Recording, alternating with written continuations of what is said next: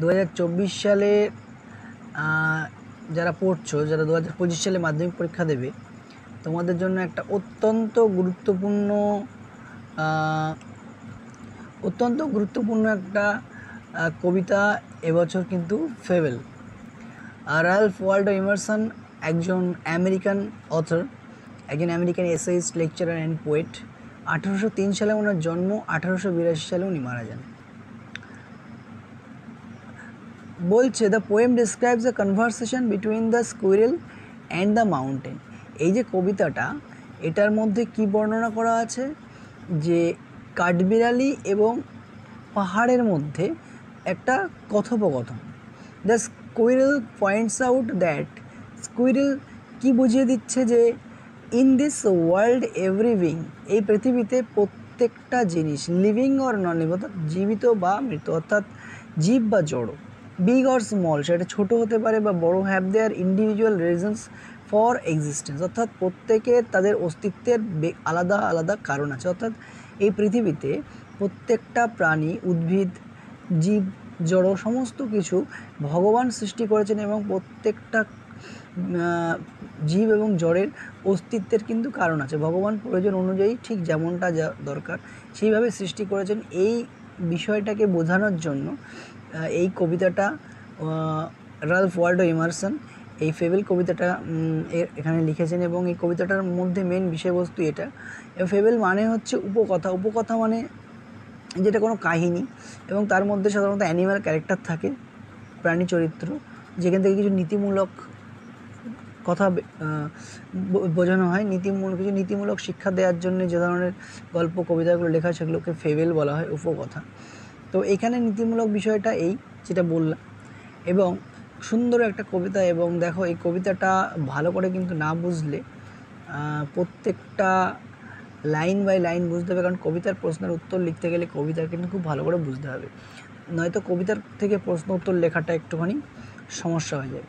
এবং 2025 সালে মাধ্যমিকের জন্য এই কবিতাটা অত্যন্ত গুরুত্বপূর্ণ, আসার চান্সেস আছে অনেক। তো দেখো, ফার্স্ট লাইনে কি বলেছে, the mountain and the squirrel had a quarrel, পাহাড় এবং কাঠবিড়ালির মধ্যে একটা ঝগড়া বেঁধেছে। And the former call the latter little prig, প্রথমজন দ্বিতীয়জনকে বলছে লিটল প্রিক। প্রিক বলতে নীতিজ্ঞ, যে নিজেকে নীতিবান মনে করে, সব কিছু জানে। তো former, mountain and squirrel, former and latter. এখানে দেখো, খেয়াল করে দেখো, এখানে মাউন্টেন এবং স্কুইরেল, এইখানে মাউন্টেন বলতে কিন্তু ফর্মার আর স্কুইরেল বলতে ল্যাটার। পরীক্ষার সময় প্রশ্ন আসে যে ফর্মার কে, ল্যাটার কে, ঠিক আছে? তো মাউন্টেন বলতে ফর্মার আর স্কুইরেল বলতে ল্যাটার। এখানে স্কুইরেল বলতে পরের জনকে বুঝিয়েছে। লিটল প্রিগ মানে কি, যে নিজেকে নীতিজ্ঞ, নীতিবান মনে করে। বান রিপ্লাইড, বান বলতে কি, যে বান, বান কিন্তু স্কুইরেল, ঠিক আছে? বলছে you are doubtless very big, কোনো সন্দেহ নেই তুমি খুব বড়। But all sort of things and weather must be taken in together to make up a year and a sphere. অর্থাৎ পাহাড়কে কাঠবিড়ালি বলছে যে নিঃসন্দেহে তুমি অত্যন্ত বড়, কিন্তু সমস্ত জিনিস এবং সমস্ত আবহাওয়া, এই সমস্ত কিছুকে কিন্তু একসাথে নিয়েই একটা বছর, একটা স্পেয়ার মানে গোলক, স্পেয়ার মানে গোলক বা এই পৃথিবীটা একটা বছর, এবং এই পৃথিবীটা কিন্তু পূর্ণ হয়, ঠিক আছে? তো পৃথিবীটা পূর্ণ করতে গেলে, একটা বছরকে, ঋতুকে পূর্ণ করতে গেলে সমস্ত রকম ওয়েদার, গ্রীষ্ম, বর্ষা, শরৎ, সমস্ত রকম ওয়েদার এবং সমস্ত জিনিস, ছোট বড় প্রাণী, জীব, জড়, সমস্ত কিছুকে নিয়ে কিন্তু একটা ইয়ার, একটা স্পিয়ার কমপ্লিট হয়।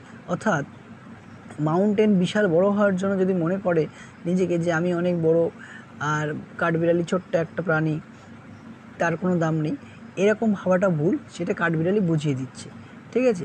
তারপর কি বলেছে দেখো, and I think it no disgrace to occupy my place. অর্থাৎ কাঠবিড়ালি যে ছোট্ট, তার জন্য তার কোনো কিন্তু নিজের প্রতি কোনো অপমান বোধ নেই, যে সে অপমানিত বা লজ্জিত নয় যে সে একটা ছোট্ট প্রাণী। বলছে I think it no disgrace to occupy my place, না আমার এই স্থানটা অকুপাই করার জন্য, যে আমি অধিকার করে আছি, ছোট্ট একটা প্রাণী, তার জন্য এর কোনো আমার কাছে অসম্মানের নয়। If I am not so large as you, দেখো এই জায়গাটা কী বলেছে, যে যদি আমি তোমার মতো এত বড় না হই, not so large as you, বলছে যদি আমি তোমার মতো এত লম্বা বড় না হই, you are not so small as I, অর্থাৎ তুমিও আমার মতো এত ছোট নও, and not half so spry. Spry কথাটার মানে কি? স্প্রাই কথাটার মানে হচ্ছে প্রাণবন্ত, সচ্ছল, যে চলাফেরা করে বেড়াতে পারে।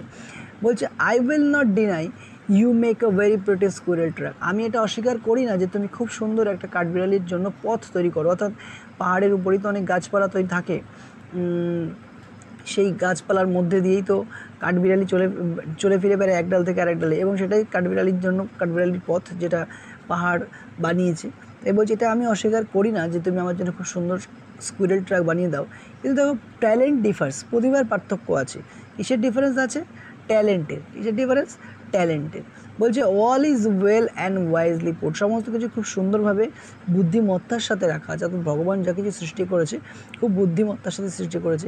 If I cannot carry forest on my back. অর্থাৎ আমি যদি তোমার মতো, তুমি যেমন পাহাড়ের তোমার পিঠের ওপরে করে ফরেস্ট বয়ে বেড়াতে পারো, অর্থাৎ পাহাড়ের উপরেই তো ফরেস্ট তৈরি হয়, অনেক গাছপালা, তার মানে হচ্ছে যে পাহাড় ফরেস্ট ক্যারি করছে, এরকমটা বোঝাচ্ছে। এর ফরেস্ট বা পুরো একটা বনভূমিকে বহন করে বেড়াচ্ছে, সেটা কাঠবিড়ালি হয়তো করতে পারে না। কিন্তু পাহাড়ের মধ্যেও কিছু কমই আছে, যেমন কাঠবিড়ালি কী করতে পারে? Can crack a nut. এই যে neither can you crack a nut. কাঠবিড়ালি বাদাম ভাঙতে পারে, নাট ক্রাক করতে পারে, কিন্তু পাহাড় নাট ক্রাক করতে পারে না। ঠিক আছে? তো সুন্দর একটা কবিতা। এইভাবে কাঠবিড়ালি, এই যে কাঠবিড়ালি আর বিশাল একটা পাহাড়, এদের মধ্যে তুলনা এবং প্রত্যেকের গুরুত্ব সুন্দর করে এই কবিতার মধ্যে দিয়ে বোঝানো হয়েছে। এই কবিতাটা মাধ্যমিকের জন্য খুব ইম্পর্টেন্ট। আশা করি তোমরা বুঝতে পেরেছো কবিতাটা। এখান থেকে যে প্রশ্নগুলো আছে সেগুলো আমরা 1 by 1 সলভ করে দেবো তোমাদের। ঠিক আছে? দেখো প্রিক মানে এখানে লেখা আছে one who puts on an appearance of being morally correct. Prick বলতে যে নিজেকে মনে করে যে সে নৈতিকভাবে ঠিক। বান মানে স্কুইরেল বললাম। স্প্রাই মানে full of life and energy, অর্থাৎ যে জীবনী শক্তিতে ভরপুর, সে হচ্ছে, তাকে স্প্রাই বলা হয়। ঠিক আছে? পরে আমরা সমস্ত এক্সারসাইজগুলো করব একটা ভিডিওতে আলাদা করে। ওকে।